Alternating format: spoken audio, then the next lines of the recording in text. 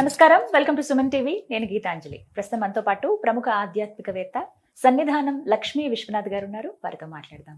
అమ్మ నమస్కారం. నమస్కారం అండి. శ్రావణ మాసం ప్రతిరోజు చాలా వైభవంగా ఉంటుంది, ప్రతిరోజు విశేషమే. ఇందులో భాగంగా శుక్రవారాల గురించి ప్రత్యేకంగా చెప్పాలా, ఎప్పుడెప్పుడు శుక్రవారాలు వస్తాయా అని ఎదురు చూస్తూ ఉంటారు చాలా మంది మహిళలు, ఆ లక్ష్మీ ప్రసన్నత కోసం. మరీ ముఖ్యంగా మొదటి శుక్రవారం అసలు ఎలాంటి పూజ నియమాలు పాటించాలి, పూజ అసలు ఎలా చేసుకోవాలని. ఎందుకంటేనమ్మా రెండవ వారం వ్రతం, ఆ రోజంటే ఇలా ఎన్నో నైవేద్యాలు చేసుకుని అమ్మవారిని అందంగా అలంకరించుకుని వ్రతం ఆచరిస్తారు. కానీ మొదటి శుక్రవారం పూజా విధానం చాలా మందికి ఒక సందిగ్ధత, ఎలా చేసుకోవాలో ఏంటో, అసలు కలశం పెట్టాలా, దీపారాధన ఎలా చేయాలి, నైవేద్యాలు ఏం పెట్టాలి, ఇలా ఎన్నో సందేహాలు ఉన్నాయి. మీ మాటల్లో చెప్తాను. శ్రీ మహాగణాధిపతే నమః. శ్రీ గురుభ్యో నమః. సుమన్ టీవీ వీక్షకులకు అనేకానేక నమస్సులు. ముందుగా శ్రావణ మాస శుభాకాంక్షలు. శ్రావణ మాసం అంటేనే శుభమాసం. మనకు ఆకామావైలో లేనప్పటికీ కూడాను చాలా పవిత్రమైనటువంటి మాసం శ్రావణ మాసం. అందున ఆడవాళ్ళకి ఇంకా ఇంకా చాలా ఇష్టమైనటువంటి మాసం. ఎందుకంటే అమ్మవారు మన ఇంటికి వస్తుంది అని, అంటే స్త్రీ శక్తి స్వరూపిణి. అమ్మవారిని మనం ఏ విధంగా ఆరాధించాలి అంటే, మీరు చెప్పినట్టుగా ప్రతిరోజు పర్వదినమే. మనం పాడ్యమి నుంచి కూడా చూసుకుంటే ప్రతిరోజు చిట్ట చివరికి అమావాస్య రోజున పోలాల అమావాస్య వరకు కూడాను ప్రతిరోజు పర్వదినమే. ముఖ్యంగా శ్రావణ మంగళవారాలు కానీ శుక్రవారాలు అనేసరికి చాలా విశేషంగా మంగళగౌరి నోములు ఉన్నటువంటి వాళ్ళైతే శ్రావణ మంగళగౌరి చేస్తారు. ఆ మంగళగౌరి నోము అనేటటువంటిది ఆనవాయితీ ఉన్నవారు మాత్రమే చేస్తారు. కానీ శ్రావణ శుక్రవారాలు మటుకు వరలక్ష్మి వ్రతం అనేటటువంటిది మటుకు అందరూ చేసుకుంటారు. ఎవరైనా చేసుకోవాలి. లక్ష్మి ఎవరికొద్దు, లక్ష్మి అందరికీ కావాలి కదా. మరి ఆ లక్ష్మి ఎక్కడ ఉంటుంది? లక్ష్యం ఉన్న చోట లక్ష్మి ఉంటుంది. ప్రతి విషయం ఎందుకు కూడా మనం లక్ష్యము అనేటటువంటిది కనపరచాలి.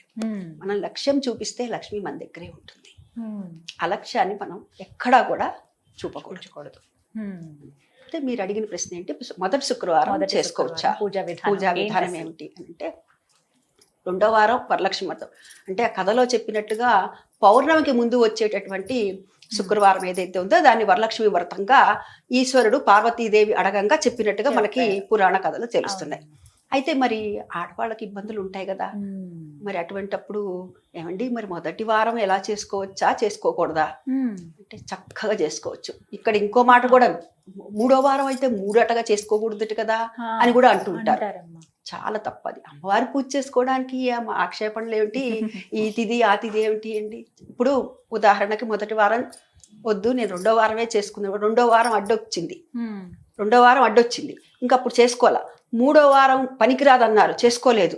అప్పుడున్నది ఒకటి ఆప్షన్, నాలుగో వారం. ఆ నాలుగో వారము ఏ పురుడో రావచ్చు. అప్పుడు ఏమైతుంది, అసలు చేసుకోకుండా అవుతాం కదా. అప్పుడు మళ్ళా సంవత్సరం వరకు మన మనసులో గిలి ఉంటుంది కదా. అందుకని అమ్మవారు మళ్ళా శక్తి ఇచ్చిందా, మాకు అడ్డంగా ఏం లేదా, మళ్ళా చేసుకుంటాం. అధికస్య అధికం ఫలం కదా. అమ్మవారి పూజ చేసుకుంటానికి ఎన్నిసార్లైనా చేసుకోవచ్చు కదా. బట్టి మొట్టమొదటి వారం చక్కగా చేసుకోవచ్చు. మనం ఈ అమ్మవారి పూజ చేసుకునేటప్పుడు లక్ష్మీ అష్టోత్తరాన్ని చదువుకోమని చెప్తారు. శ్రీ సూక్తం ఉంటే శ్రీ సూక్తంతో చేసుకోవటం, అభిషేకం అది అమ్మవారికి చేసుకొని. ఇక మరి వరలక్ష్మి వ్రతంగా చేసుకుంటే కనుక అప్పుడు మనం 3 రకాలో 5 రకాలో 9 రకాలో ఈ ఎన్ని రకాల పిండి వంటలు చేశాను లెక్క కాదు. ఇక్కడ మనకి ఎంత శ్రద్ధగా చేస్తున్నామా. ఒక ముఖ్యమైన పుష్పాన్ని పెట్టేసేయండి అక్కడ, భక్తి అనే పుష్పాన్ని పెట్టండి. మనసు నిండుగా అమ్మవారిని పెట్టుకొని ఆమె పాదాలే మన కళ్ళకు ముందు కనపడాలి, ఇంకేమి కనపడకూడదు. మీరు చూస్తున్నా నేను మిమ్మల్ని చూస్తున్నా కూడా అమ్మవారే కనపడాలి. అప్పుడు ఖచ్చితంగా వచ్చి కొలువై కూర్చొని ఉంటుంది మన భావన. అంతే, భావం తద్భవతి, అంతే కదా. మన మనసులో అది అనుకుంటే అమ్మ వచ్చి కూర్చుంటుంది. అమ్మవారి పూజ చేసుకునేటప్పుడు వీలైనంత వరకు ఒక బ్రహ్మని పిలవండి. నిత్యము మనము పూజ చేసుకుంటున్నాం. ఇప్పుడు మా ఇంట్లో మాకు నిత్యం మేము చేసుకుంటాం. మా వారు అభిషేకం చేసుకుంటారు, నాకు మా తాతగారు మంత్రం ఇచ్చారు, ఆ మంత్రం చేసుకుంటాం, మడికట్టుకుంటాం. కానీ విశేషంగా ఉన్నప్పుడు మటుకు ఖచ్చితంగా బ్రహ్మని, మా ఇంటి పురోహితుడిని పిలుస్తాము, పిలిచే చేయించుకుంటాం. ఎందుకంటే అది బ్రహ్మస్థానం అంటారు దాన్ని. అందుకని సాధ్యమైనంత వరకు, అంటే ఇవాళ మాధ్యమాలు వచ్చినాయి కదండి. నిజమేనమ్మా, అదే అడగబోతున్నాను. అసలు ఎలా అంటే జస్ట్ అది ఆన్ చేసుకుంటే చాలు, పూస గుచ్చినట్లుగా ప్రతి ఒక్కటి వివరంగా వచ్చేస్తున్నాయి. అవి చూసి జస్ట్ సౌండ్ ఎక్కువ పెడుతున్నారు, అలా టకటక అన్ని అరేంజ్ చేసుకుంటున్నారు, దీపారాధన కనెక్ట్ చేస్తున్నారు, వ్రతం అయిపోతుంది. నేను మీతో అది ఏకీభవిస్తా. అవునా? ఏకీభవిస్తా. కానీ ఒక్క విషయాన్ని మరి ఒప్పుకుంటారా? ఇదంతా కరెక్టే. ఆ, ఇదంతా చెప్పండి. బ్రహ్మ చెప్పినట్టే చేస్తున్నారు. ఆ. తాంబూలం ఎవరికి ఇస్తాం? ఆడియోకి ఇస్తామా, వీడియోకి ఇస్తామా? బ్రహ్మగారు ఆశీర్వదిస్తారు. ఎవరు ఆశీర్వదిస్తారు? అక్కడ ఉన్నటువంటి ఆడియోనా వీడియోనా? అది కదా మనం ఎందుకు చేయించుకుంటాం? అది ముఖ్యం కదా. అక్కడ ఉన్నటువంటి ఆ బ్రహ్మస్థానం బ్రహ్మస్థానం, అంతే కదా. అయితేనేమో ఒక మాట, ఇప్పుడు కుదిరిన వాళ్ళు సరే, ఇప్పుడు పురోహితులు దగ్గరలో లేని వాళ్ళ పరిస్థితి ఏంటి? ఇంకా మాకు పురోహితులు మా ఇంటికి వచ్చే అవకాశం లేదండి, మేము మా అంతటా మేమే అలా విని చేసుకోవాల్సిందే, మాకు తెలిసినట్టుగా వ్రతం ఆచరించవలసిందే, అప్పుడు ఏంటి పరిస్థితి మరి? అప్పుడు మీరు చెప్పినట్టుగా చక్కగా ఒక వీడియోనో లేకపోతే కనుక టేపో పెట్టుకొని వినటమో చూడటమో ఏదో ఒకటి పెట్టుకొని చేయొచ్చు.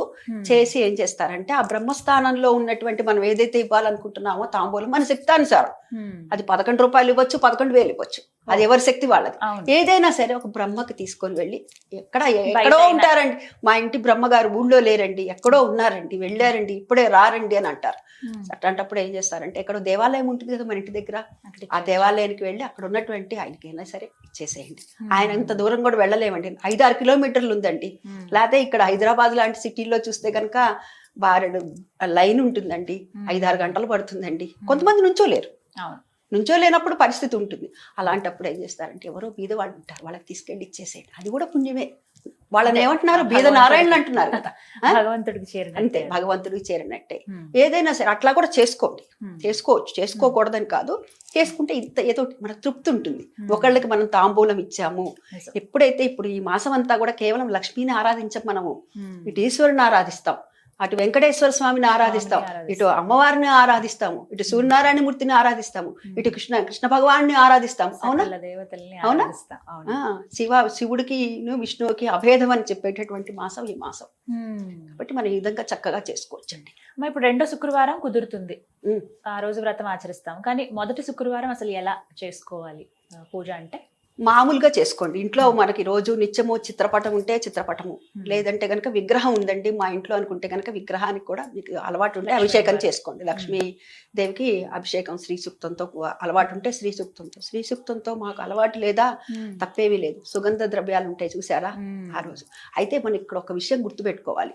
ఈ మొట్టమొదట మనం ఏదైతే అమావాస్య వెళ్ళిపోయిన తర్వాత దేవుళ్ళని పులికాపు చేసి శుభ్రం చేసామో, ఆ తర్వాత మళ్ళా అమావాస్య వెళ్ళే వరకు మటుకు మిగతా దేవతలందరినీ కూడాను అక్కడ మందిరంలో ఉన్నవాడు రోజు కూడా కడగకూడదు. కొంతమంది దగ్గర చూస్తుంటాం, రోజు తుడుస్తుంటే తుడిచిపెట్టుకుపోతుంది అనేవాడు మా ఇంట్లో పెద్దవాడు. అందుకని నెలకి ఒక్కసారి అమావాస్య అయిపోయిన తర్వాత అప్పుడు మనకి పులికాపు అనేటటువంటిది చేయటం. మరి మళ్ళా ఇక్కడ శుక్రవారం అమ్మకి అభిషేకం చేసుకోవచ్చు. పంచాయతన పూజ ఉంటే మరి అభిషేకం చేస్తారు కదండి అంటే, పంచాయతన పూజకు ఉన్నటువంటి నియమాలు వేరు, చిత్రపటాలకు ఉన్నటువంటి నియమాలు వేరండి. మామూలుగా చిత్రపటానికి మనకి చేతనైన రీతిలో అమ్మవారిని ప్రకృతి చేయన మహావికృతి చేయన మహా అంటూ లక్ష్మీ అష్టోత్తరం చేసుకోవచ్చు. ఇంకా నైవేద్యాలు అంటారా, ఇంత పాయసాన్నం పెట్టినా చాలు ఆమెకి, పాయసాన్నం పెట్టినా చాలు. పాయసాన్న ప్రియం కదా, గుడాన్న ప్రీతి కదా ఆవిడకి. కాబట్టి ఆ అమ్మకి మన శక్తానుసారం, లేదండి నాకు ఇవాళ చాలా సమయం ఉంది అందుకని అమ్మవారికి నేను వరలక్ష్మి వ్రతం రోజే కుదురుతుందో లేదో, ఎందుకో ఇవాళ 5 రకాలు చేద్దాం అనుకుంటా, చక్కగా పెట్టచ్చు. 5 రకాలు కాదు, 9 రకాలైనా పెట్టచ్చు. మనకు మనసు నిండుగా అమ్మవారికి ఏది చేయాలనుకుంటే అది తృప్తిగా, శుచిగా, శుభ్రతగా చేసి పెట్టచ్చు. మొదటి శుక్రవారం ఈ విధంగా పూజ చేసుకోవచ్చు. మనకి నచ్చినటువంటి పళ్ళు, పూలు ఇలాంటివన్నీ కూడా సుగంధ పరిమళ ద్రవ్యాలతో గనక అమ్మవారిని ఆరాధిస్తే ఎప్పుడూ చల్లని చూపులు మన పైన ఉండాలి అని. మొదటి వారం ఎంత చక్కగా చేసుకుంటే 2వ వారానికి ఆవిడ ఏ అడ్డంకులు లేకుండా అనుగ్రహిస్తుంది. ఖచ్చితంగా ఇంత భక్తి శ్రద్ధలను కనబరుస్తున్నారు వీళ్ళు, కాబట్టి వీళ్ళకి నేను సహాయం చేయాలని అనుకుంటున్నా అమ్మవారని నా భావన. చాలా చక్కగా వివరించారమ్మా, ధన్యవాదాలు.